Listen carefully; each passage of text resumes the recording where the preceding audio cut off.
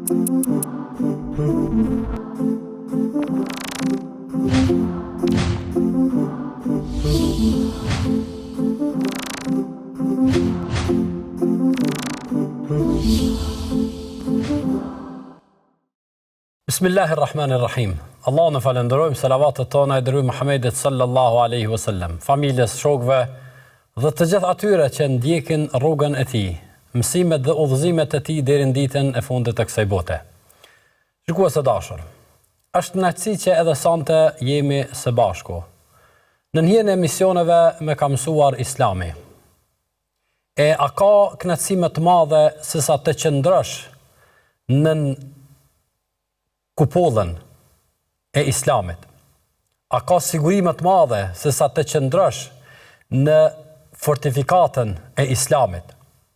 A ka garanci më të madhe të veprimeve tona, të fjalëve tona, të punëve tona, se sa të gjitha këto të i veprosh në bazë të mësimeve dhe kuptimeve të Islamit? Është kënaqësi që jemi në këto pozicione, gjithmonë duke lutë Zotin fuqiplot, të na mundsoj ta themi atë e cila është e drejtë, e vërtetë.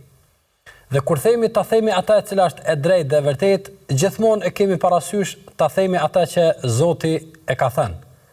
Ta përcjellim atë që pejgamberi sallallahu alaihi wasallam na ka lënë trashëgimi.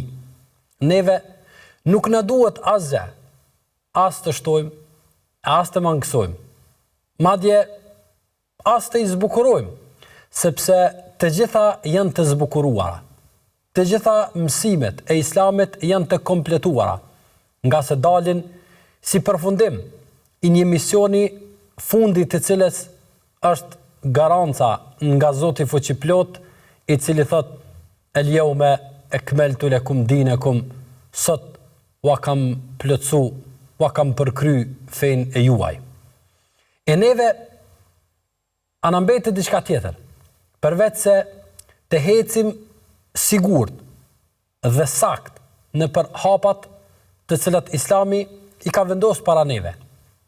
Të hecim në për kuptime dhe mësimet të cilat Islami i ka qartësu, e madje pejgamberi alayhi salatu wassalam na ka thënë se taraktukum ala al-mahajjati al-bayda, ju kam lënë juve në një hapësirë të qartë, në një qartësi e cila madje nata e saj, errësira e saj është po si dita.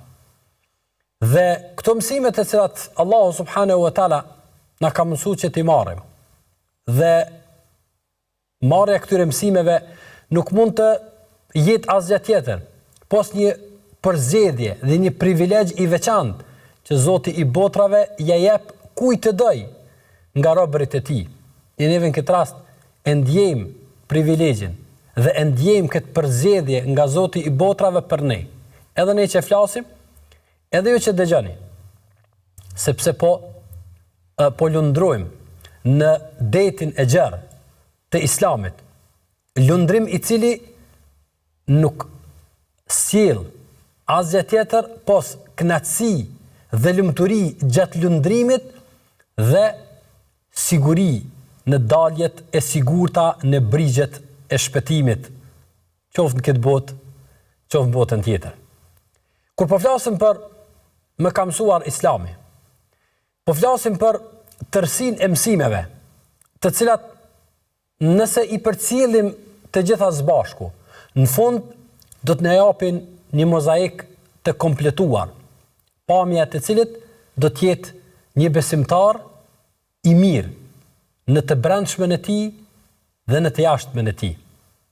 Dhe kur po flasim për këtë kombinim mes të brendshmes dhe të jashtmes, po flasim për madhështinë e fesë, e cila në asnjë mënyrë, në asnjë rrethon, në asnjë formë nuk është marrë në çështjet e caktuara e të ketë mangu çështje tjera të caktuara. Të tilla mund të jenë mësimet, udhëzimet dhe po themi thirrjet e dikujt tjetër, po jo thirrja e kompletuar e Zotit. Dhe në këtë rast, kur po flasim për madhështinë e Islamit, nuk po flasim vetëm për çështjet të cilat janë simbol i fesë, por po flasëm edhe për ato të cilat janë të brendshme, janë të padukshme. E madje kemi parë edhe në takimet e kaluara se ato janë determinuese dhe janë përcaktuese për rrugtimin e saktë të njeriut.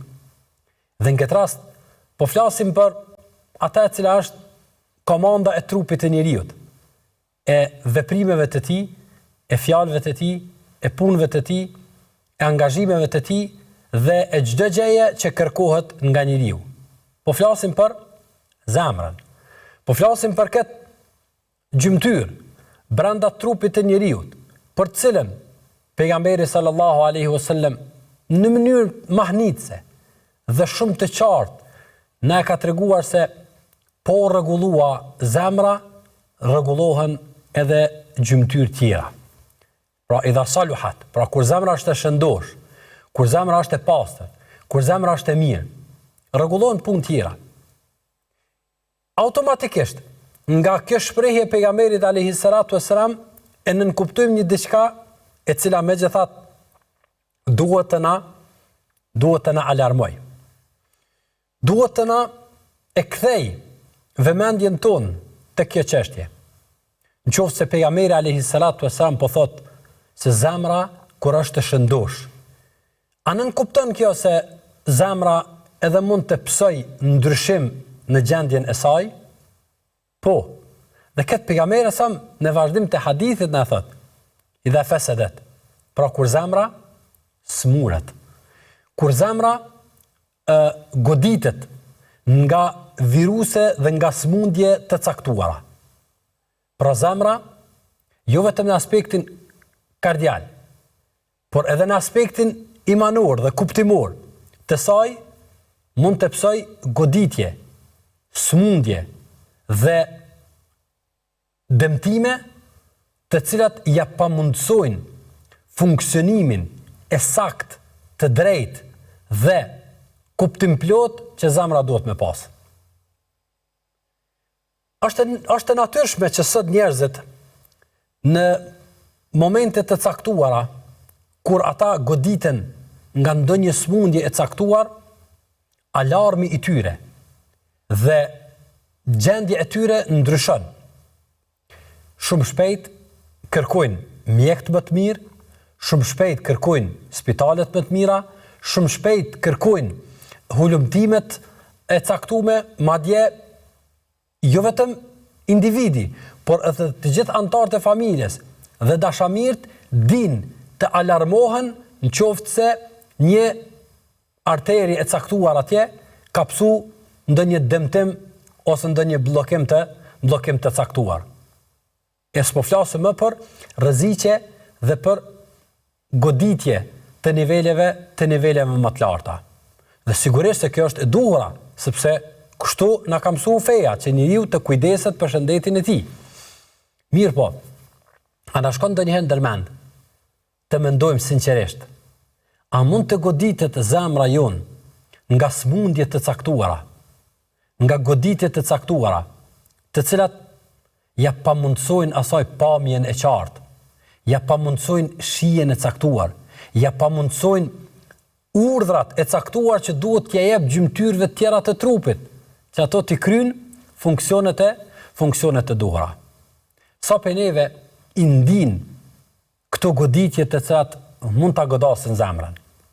Dhe sigurisht se prezenca e tyre duhet të jetë alarmante, që ose dikush goditet nga këto sëmundje, nga këto goditje në zemrën e tij, pa dilem se niveli i alarmit dhe niveli i kujdesit pastaj dhe niveli i nevojës urgjente që të trajtohen problematika të tilla duhet jetë prezent. Edhe pse ne mund të hasim ato shpesh herë, madje edhe në veten tonë, dhe njeriu të bashkjetoj me to duke mos e ndir fare se zemra është semur, e madje në rrethana të shpeshta edhe duke vdekur fare dhe duke luajtur vetëm rolin mekanik të saj dhe rolin e jashtëm të saj pa e luajt rolin e brendshëm që Allahu subhanahu wa taala ja ka caktuar asaj. Andaj Allahu xhalla shanu na tërheq vërejtën në Kur'anin e tij, e pejgamberi sallallahu alaihi wasallam në shumë hadithet e tij, se zemra mund të goditet nga smundjet të caktuara, nga goditjet të caktuara, nga gjendjet e caktuara të cilat pa dilemë se rreziku i tyre dhe i pasojave të tyre është shumë më i madh, madje sesa edhe rreziku i vetë smundjes së zemrës në aspektin e jashtëm dhe në aspektin e mjekësisë dhe në aspektin shëndetësor. Sepse tek e fundit smundjet e zemrës, të cilat janë në aspektin mjekësor dhe shëndetësor, pasojën më të madhe që mund ta kenë është humbja e jetës së njeriut, e cila në fund të fundit secili prej neve një ditë do ta lërë atë dhe do të dalë nga kjo botë. Dhe ajo padyshim se nuk ndodh pasaj edhe pa caktimin e Zotit. Mirë po, prezenca e smundjeve të zemrës në aspektin imanor, në aspektin e kuptimeve, në aspektin e lakmive, në aspektin e smundjeve të cilat do t'i përmendim së bashku sante, rreziku i saj, për rreziku i tyre, i këtyre smundjeve, është se e vdesin zemrën në aspektin imanor, e vdekja e zemrës pastaj në aspektin imanor, i bie shkputje nga krijuesi dhe humbje e rrugës, e cila nuk shpije në adresën e duhur në fund të rrugtimit, e çdo mos arritje në adresën e duhur në fundin e rrugtimit, i bie se nuk ka alternativë tjetër përveç humbjes dhe devijimit. Allahu xhalla shanuhu na ruajt nga një gjendje e tillë. Andaj dietarët janë marrë shumë me çështjen e zemrës dhe çështjen e smundjeve të cilat e godasin zemrën. Me çështjen e smundjeve të cilat e godasin zemrën, sepse ne kemi pa në emisionet e kaluara rëndësinë e zemrës, se ajo është orientuese në jetën e njeriu, dhe kemi pa se madje edhe njeti i cili është brenda zemrës është përcaktues i pranimit dhe mospranimit të veprave dhe punëve tona, e tash po flasim për smundjet të cilat e dëmtojnë këtë funksion të cilën zemra duhet me luaj. Andaj nëse flasim për dietarë të cilat janë marrë shumë me këtë çështje, sigurisht se nuk ka mundësi të tejkalohen ndoshta njëri nga ta, e sigurisht dy e shumë të tjerë, por njëri nga ta i cili edhe është llogaritur si mjeku i zemrave në aspektin imanor dhe në aspektin e sfidave dhe problematikave të cilat e godasin zemrën e besimtarit, ajo është Ibn al-Qayyim al-Jauziyja. Ibn al-Qayyimi kur flet për smundjet e zemrës, na thot se tër smundjet e zemrës, pra tër smundjet e zemrës mund të kthehen në dy goditje, në dy smundje kryesore, nën të cilat sigurisht se ka pastaj dëgëzime të shumta, ka smundje të shumta të cilat po nuk u menaxhuan si duhet, po nuk u shëruan si duhet, pasojat e tyre janë shumë të mëdha. Andaj thotë Ibn Qayyimi se smundjet e zemrës në tërësi i kanë dy burime. Ato janë smundjet e shubuhateve, pra smundjet të cilat vijnë nga dyshimet, dhe smundjet e shahawateve, smundjet të cilat vijnë nga lakmia dhe nga dëshira e njeriut. Pra smundjet e epsheve. Andaj si argument për smundjen e zemrës, edhe Ibn Qayyim dhe të tjerë kanë përmend ajetin kuranor ku Allahu subhanahu wa taala thot, kur flet madje për një kategori të veçantë të njerëzve, e që janë hipokritët, Allahu xhalla shan fi qulubihim marad, fazadahumullahu marada. Në zemrat e tyre kishte smundje, për shkak të veprimeve të caktuara, për shkak të qasjes së caktuar, për shkak të pozicionit të caktuar, në zemrat e tyre kishte smundje. Pra Allahu po e vërteton dhe po e saktëson se zemra mund të goditet nga smundjet. Dhe pasojë e saj është edhe më e frikshme, sepse po nuk u alarmua zemra njeriu, pra se gjendet smundje e caktuar, dhe njeriu bashkëjetoi me këtë smundje, e ushqeu këtë smundje, aq më keq edhe e mbrojti këtë smundje, Allahu xhalla shan thot fazadahumullahu marada, Allahu xhalla shanuhu vetëm se do t'u ashtoj atyre smundjen e tillë ose kategorinë e smundjes së tillë. Për shkak se një njeri i cili e ka zemrën e pastër dhe një njeri i cili dëshiron të udhtojë për tek Zoti, një njeri i cili dëshiron të kryejë obligimet ndaj Zotit fuqiplot, me dashurinë ndaj tij, me frikën ndaj tij, me shpresën ndaj tij, në përditshmërinë e tij, në veprimet e tij, në fjalët e tij, në veprat e tij, nuk ka mundësi të mos e ndij dhe të mos e vrej prezencën e smundjes së caktuar në zemrën e tij, sepse nuk mund të paramendohet ecje e besimtarit për tek Zoti i tij me smundjet e caktuara në zemrën e tij. E pengojnë ato. Ato e pengojnë. Andaj besimtari në momentin e parë do t'i ndij ato, do t'i vrej ato, do t'i ndjej ato, e sigurisht se pastaj nevoja e tij për pastrimin e tyre dhe për rregullimin e tyre është gjithsesi e domosdoshme. Andaj thotë Ibn Qayyim, smundjet e shubuhateve, të dyshimeve, smundjet e dyshimeve, të cilat e godasin njeriu. Pra e godasin besimtarin, ja humbin njeriu perceptimin e drejtë të tij. Andaj ai i cili ka dyshim në Zotin, ai i cili ka dyshim në krijuesin e tij, ai i cili ka dyshim në Kur'anin, ai i cili ka dyshim në pejgamberin alayhissalam, ai i cili ka dyshim në ligjet e Zotit, ai i cili ka dyshim në dispozitat e tij, ai i cili ka dyshim në botën tjetër, ai i cili ka dyshim në kaderin e Allahut subhanahu wa taala, ai i cili ka dyshim në xhenetin, ai i cili ka dyshim në xhehenamin. Pra dyshimet të cilat e godasin zemrën, këto ja humbin perceptimin e drejtë të njeriu. Pra nuk ka mundësi ai i cili jeton dhe bashkjeton me smundjen e dyshimeve që të ketë perceptim të drejtë, sepse këto dyshime ja dëmtojnë busollën e tij, ja dëmtojnë orientimin e tij, ja dëmtojnë perceptimin e drejtë të cilën ai duhet ta ketë. Dhe e kundërta, domethënë smundja e epsheve ose e lakmive, thotë Ibn Qayyim, ja prishin atij qëllimin e jetës. Ja prishin atij qëllimin e jetës. Ne shiqo këtë definim mahnetës, këtë definim kaq të bukur, i cili në qoftë se njeriu dëshiron të jetë i sinqert me veten e tij dhe dëshiroj të bëj analizë të thellë vetes së tij dhe veprimeve të tij, tër ata të cilën ka mundësi me e thonë, tër ata të cilën ka mundësi me e mendu, tër ata të cilën ka mundësi me e vepru, nuk del jashtë këtyre dy ndarjeve. Ose do të ketë problematika në dyshim, e cilat do t'ja humbin perceptimin e drejtë, ose do të ketë problematik e cila buron nga zemra dhe smundje e zemrës në njëtin, domethënë në epshin e tij, në lakmin e tij, në dëshirat e tij, e kjo do t'ja humb pastaj qëllimin edhe të krijimit, edhe të veprimit, edhe të folurit, edhe të vepruarit e kështu me radhë.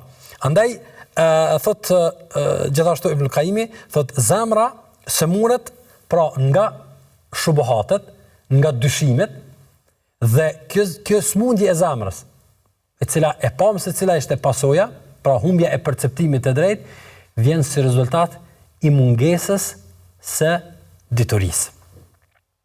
Krejt njerëzit të cilët kanë problem në dyshime, nuk ka asnjë dyshim që njerëzit e kanë që vjen si rezultat i argumenteve. Jo, argumentet janë aq të mëdha, aq të fuqishme, aq prezente në çdo vend, në çdo hapësirë. Madje Allahu xhalla shanuhu e ka sfiduar njeriu dhe ka thënë wa fi anfusikum afala tubsirun, në veten e juaj s'po e shehni ja. As po shihni në veten e juaj argumente të panumërta të krijimit Allahut subhanahu wa taala, të lutfit, të butësisë Allahut xhalla shanu, të hikmetit Zotit, të urtësisë Allahut, të mëshirës së tij, të bujarisë së tij e kështu me radhë. S'po flasim për argumente të jashtme. Mirë po mungesa e kësaj diturie, e cila burim e ka Kur'anin, Sunetin e pejgamberit alayhi salatu wassalam, njerëzit do të çojë tek sëmundja e dyshimeve. Ndërsa mungesa ose prezenca e smundjes se lakmive vjen duke i dhënë njeriu përparësi dëshirave të tij para dëshirave të krijuesit të tij, cila vjen si rezultat i mungesës së të parës. Andaj çdo lakmi, çdo dëshirë, çdo epsh që e godet zemrën e njeriu dhe e nxjerr nga natyrshmëria, nga pastërtia, nga qeltërsia dhe nga kryerja e funksionit të duhur në kohën e duhur, në reagime të duhura, në kohë të adhurimit me adhurime, në kohë të sprovës me durim, në kohë të begative me falënderim, e kështu me radhë, vjen si rezultat i goditjes së dytë, e që në goditja e epsheve, e cila vjen si rezultat i dhënies së përparësisë, pra lakmive dhe dëshirave tona para atyre të cilat i ka Allahu subhanahu wa taala ose don Zoti i jon nga ne. Kjo ndarje dhe këto ndarje të cilat sigurisht se nuk kanë si të jenë më të qarta se kaq. Por këtë që ka i duhet njeriu është një ulje e sinqertë me veten e tij. Pra një nxjerrje e sinqertë e zemrës së tij, para vetes së tij dhe një analizë e thjeshtë e veprimeve të tij dhe asaj që gjendet brenda kësaj zemre, padyshim se do të ishte investimi më i mirë, koha më e vlefshme dhe njëkohësisht edhe pasuria më e madhe që mund ta posedojë njeriu, sepse posedimi i zemrës së pastër e asaj zemre e cila është e lidhur me krijuesin dhe ai i cili ja përcakton se çfarë duhet të ketë në këtë zemër, është ajo që Allahu subhanahu wa taala na flet madje edhe për ditën e gjykimit, illa man atallaha biqalbin salim, përveç atyre të cilët vinë tek Zoti me zemrën e pastër, por një zemër e cila është e shëruar nga dyshimet dhe një zemër e cila është e shëruar edhe nga epshet dhe lakmit. Do të shohim edhe në mënyrë më praktike se cilat janë disa shfaqje të këtyre sëmundjeve të zemrës, pasi të kalojmë në një pauzë të shkurtër.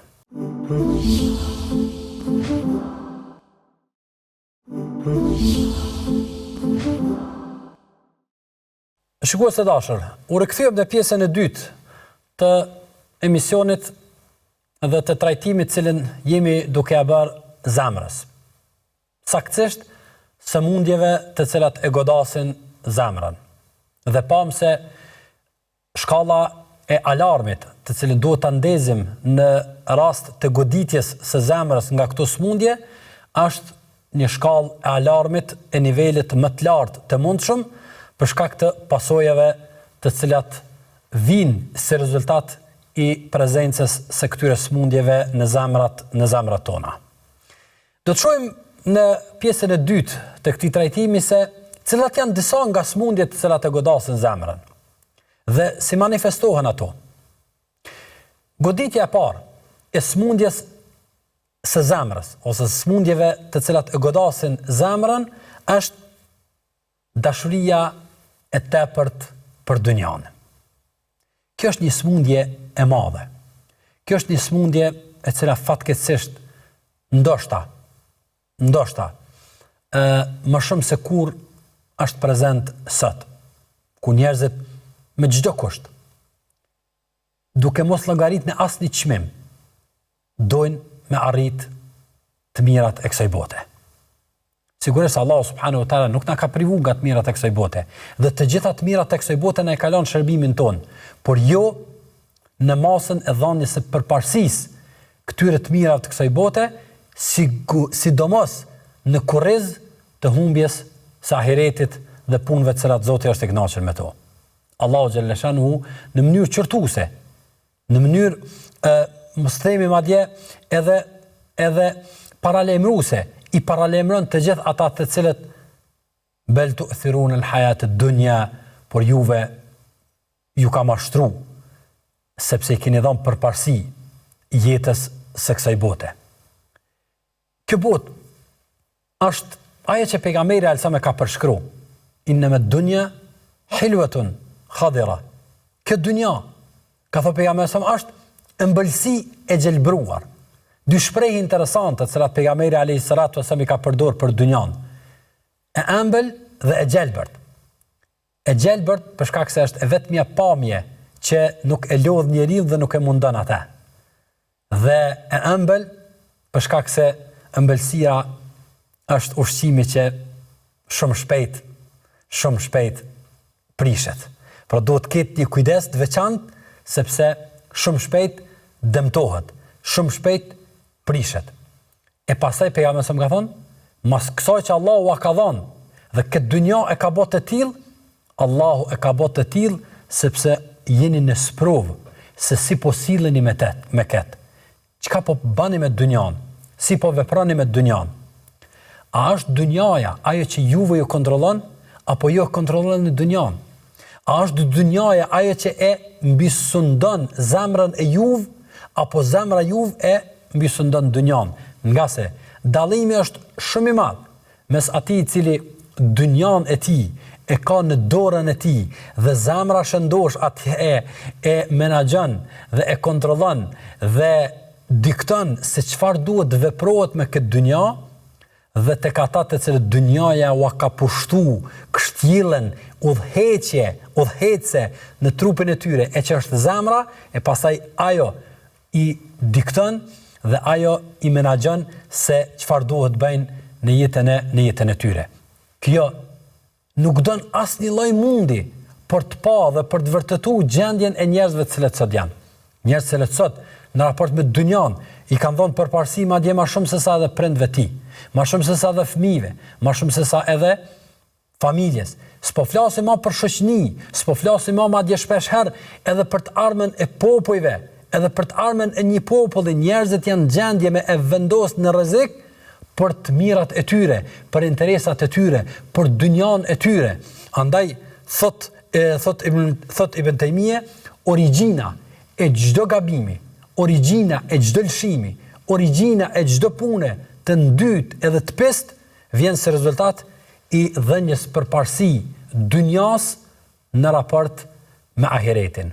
Andaj dëshira dhe dashuria për dynjan në përmasa jashtë kufeve të lejuarës është një nga smundjet e rrezikshme, madje shumë të rrezikshme, cilat e godasin zemrën. Smundje tjetër e zemrës dhe shfaqje e kësaj smundje në jetën e besimtarit është edhe ndjekja e epsheve, ndjekja e lakmive. Madje, Allahu subhanahu wa taala këtë çështje e ka ngrit në një shkallë që njeriu nuk do të besonte se mund të mërri deri në këtë shkallë. Qenurit rob i epshit edhe lakmisë së tij. Jo bre? Po. Allahu subhanahu wa taala po thot: "Afara'ayta man ittakhadha ilahahu hawa." A nuk e ke pa ata i cili epshin e tij e ka marrë për Zot. Për Zot e ka marrë epshin e tij. Wallahi, gjendja të cilën e shohim të shumë njerëz është e tillë. Ti i nënshtrohesh Zotit të botrave, ai i nënshtrohet epshit. Ti adhuron Zotin e botrave, ai adhuron epshin. Ti i nënshtrohesh Zotit të botrave, ai nënshtrohet epshit. Ti ndëgjon Zotin e botrave, ai ndëgjon epshin. Ti ndalesh te kufit që i ka vendos Zoti i botrave, ai ndalet te kufit që i ka vendos epshi. Ti lëviz atër kur Zoti i botrave të ka thonë, ai lëviz kur epshi i thot. E pastaj epshi është në forma të ndryshme. Epshi është në forma të ndryshme. Andaj, pejgamberi sallallahu alaihi wasallam thot: "La yu'minu ahadukum", nuk ka besu dikush për juve, hatta yakunu hawahu tab'an lima ji'tu bih. Derisa epshi i tij të jetë i nënshtruar dhe të jetë në ndjekje të asaj që une e kam sjell, pra e kësaj feje. Jo feja të jetë në ndjekje të epshit. Sepse sot e keni pa, madje ne shohim njerëz të cilët pa asnjë turp kërkojnë që fen t'ja përshtatëshin epsheve të tyre, lakmive të tyre. Fen t'a përdorin, madje e kërkojnë këtë edhe nga besimtarët, edhe nga hoxhallarët, edhe nga dietarët, që fen t'a modifikojnë dhe t'a bëjnë një fe e cila i përshtatet epsheve dhe lakmive të tyre. Jo, epshe dhe lakmia duhet të nënshtrohen rregullave edhe mësimeve të fesë. Andaj thot Ibn Qayyimi, thot nuk kam pa rrezik më të madh për njeriu se sa epshin e tij. S'kam pa diçka e cila e rrezikon njeriu më shumë në jetën e tij, në udhëtimin e tij, në sigurinë e tij, në saktësinë e tij, në qeltërsinë e tij më shumë se sa epshi i tij. Dhe në këtë rast epshi mund të jetë nga epshi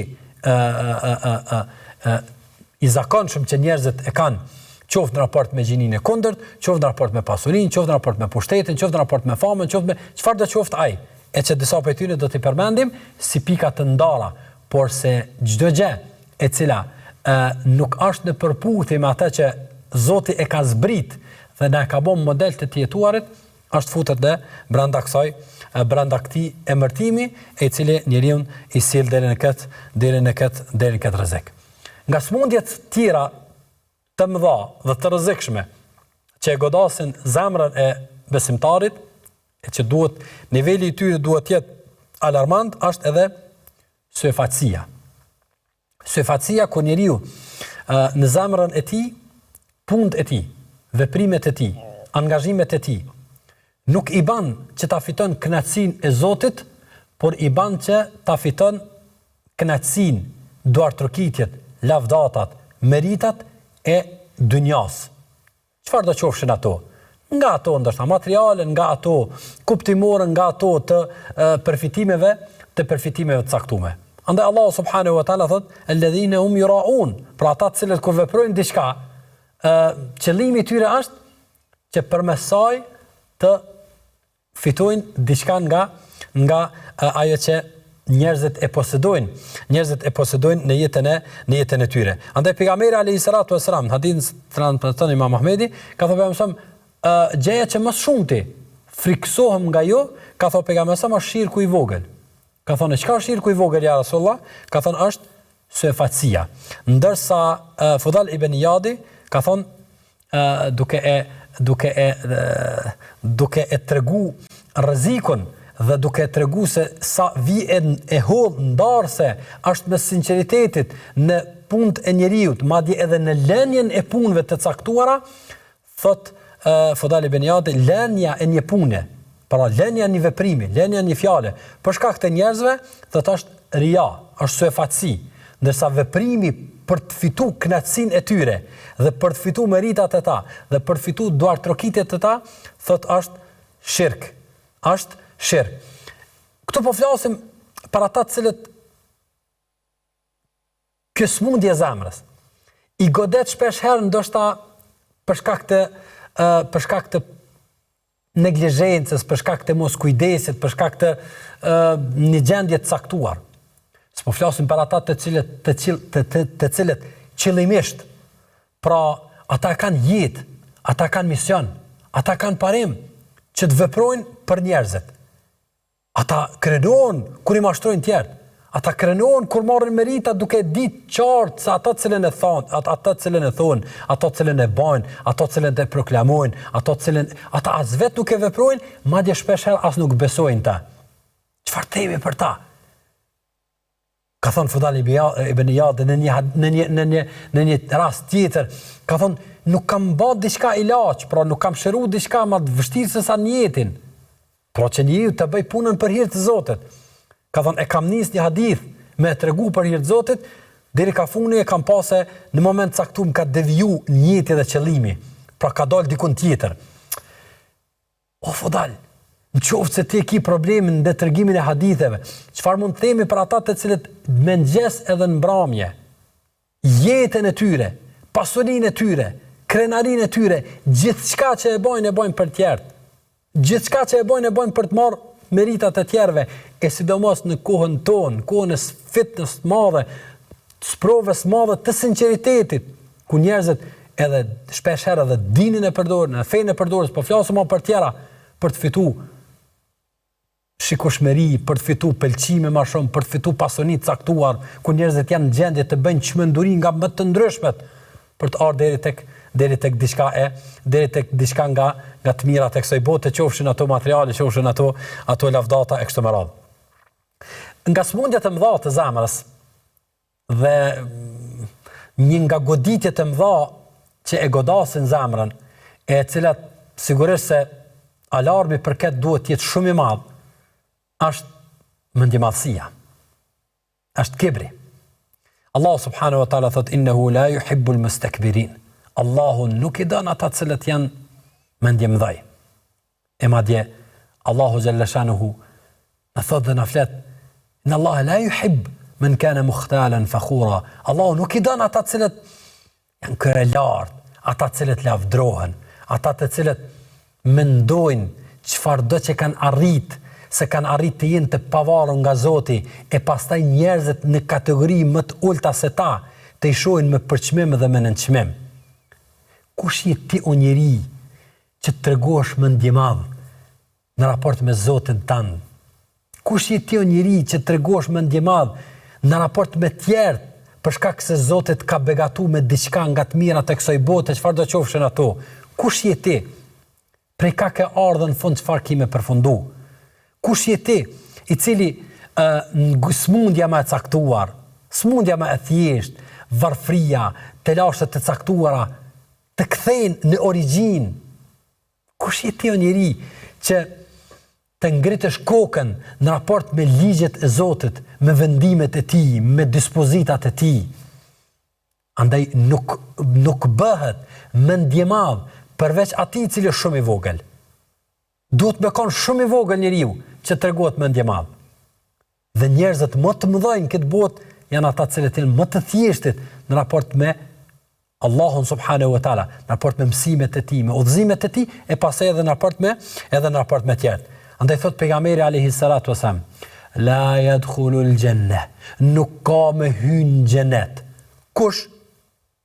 Ai i cili në zemrën e tij ka mithqala dharratin min al-kibr, ka sa grinca e atomit mendimallësi. Ju s'po flasim për ata të cilët me kanë mendimallësi me tonelata. Jo, ndoshta duhet me mjetet të rana me abajt mendimallësinë. Ju po flasim për ata të cilët madje këtë mendimallësi duhet t'u apeshosh me peshorët e arit edhe të argjendit. Për ta po flasim.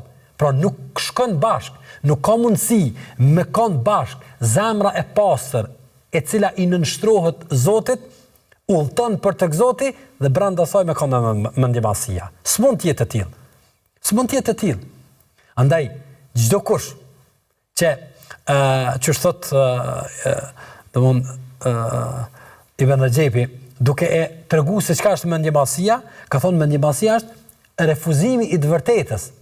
Refuzimi i të vërtetës dhe nënçmimi ndaj njerëzve. Refuzimi i të vërtetës. Andaj sa njerëz për shkak të pozitave që kanë, për shkak të pasurisë që kanë, për shkak të famës që kanë, me thonë atyne të bërë në sejdë, ktheu tek Allahu, agjëro, jep sadak, fal namaz, merr abdesut. Unë mos Zoti ka thonë kështu. Allahu ka vendosur kështu. Pejgamberi sa më ka thonë këta. Kjo do të jetë këto janë temat të kaluara për ta. Andaj refuzimi i të vërtetës për shkak të pozicionit të tij dhe nënçmimi ndaj tjetrit. Nënçmimi tjetër, qoftë në pamjen e tij, qoftë në origjinën e tij, qoftë në përardhjen e tij, qoftë në pasurinë e tij, qoftë në pozitën e tij që ka kështu me radhë. Të dy komponente përbëjnë mendimallësinë, smundje e rrezikshme e zemrës, prezenca e cilës është fatale. Është fatale për njeriu. Gjithashtu prej smundjeve të zemrës është edhe zilia. Pra ku njeriu ka hased dhe dëshiron t'ja hiq të mirat cilat dikush i posedon dhe t'ja jep vetes së tij ose të ja ngarkoj vetes së tij. E pejgamberi alayhi salatu wasalam na ka treguar se zilia, prezenca e zilis është shumë e dëmshme tek njeriu, madje ka thonë se zilia i han, i djeg punët e njeriu, ashtu që i djeg zjarri drut. Dhe do ta përmendim edhe një të fundit për shkak të rëndësisë që ka, ajo është dëshira e njeriu për famë dhe për pozitë. Dëshira e njeriu për famë dhe për pozitë është një nga smundjet e mëdha të zemrës. Ku Allahu xhalla shanuhu na tregon dhe thot tilka darul akhira naj'aluha lil ladhina la yuriduna 'uluwan fil ard. Thot kjo është këtu ahireti është vend ku Allahu xhaleshano ka përgatitur për ata të cilët në dynja nuk kanë pas dëshirë që të jenë lart, nuk kanë pas dëshirë famë, nuk kanë pas dëshirë pushtete, nuk e kanë lakmu pozitat ku i ka vendos ata në ball të paraqitjes ose të drejtimit të gishtit me çfarë do qoftë ai. Andaj pejgamberi na ka treguar, ka thënë madhi ibani ja'ian, dy ujë të uritur nuk bëjnë dam qoftë se i bin kopes më shumë se sa ban tek njeriu, në qoftë se është prezent dashuria e tij për pasuri dhe famë, për të qenë në ball, për të udhëheq, për të pas, për të posedu, për të lavdru, për të qenë ata të cilët janë. Sigurisht se të gjitha këto janë smundje të caktuara të zemrës. Ka edhe një numër të caktuar të smundjeve të zemrës, po të cilat futen brenda tyre dhe pasojat e tyre sigurisht se janë të mëdha.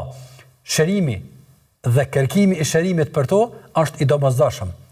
Alarmi i prezencës së tyre është shenjë e zemrës së gjallë, sepse zemra kur është e gjallë i dikton dhe nuk mund t'i pranoj këto.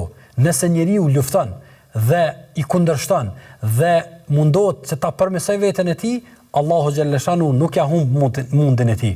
Por nëse njeriu i neglizhon, nuk i sheh, nuk i merr parasysh, nuk i sheh si të rrezikshme, këto do të jenë prezent, do të bashkëjetoj njeriu me to, do të arrijë deri tek smundja dhe përfundimi, ndoshta edhe vdekja e zemrës, pasojat të cilët sigurisht se do të shihet ndoshta jo në këtë botë, por pa dilemë do të shihet kur dalim para Allahut subhanahu wa taala, edhe pse shajat e kësaj zemre dhe ato treguesit e saj janë të qartë edhe në jetën e kësaj bote. Allahu xhaleshanu na shëroft zemrat tona. Ne largoft këtë smundje dhe çdo smundje e cilën mund ta godas zemrën e besimtarit, na mundsoft që kujdesi jon ndaj zemrës të jetë kujdesi jon më i veçantë, i rujtjes së saj, i pastërtisë së saj, i qiltërsisë së saj, sepse vetëm të tillë Allahu subhanahu wa taala e pranon dhe vetëm e tillë zemra mund të na udhëheq në shtigjet e vështira të kësaj bote, në paqartësitë e shumta që dalin, në sfidat e shumta që besimtari i ka në jetën e kësaj bote. Zemra pastër, zemra e shëndosh, zemra fuqishme, komanduesi i autoritativ brenda vetes tonë është garancë e sigurt e ecjes tonë për tek Zoti. Allahu xhaleshana e pastroft zemrat tona e na ruajt nga çdo sëmundje që mund ta godasin atë.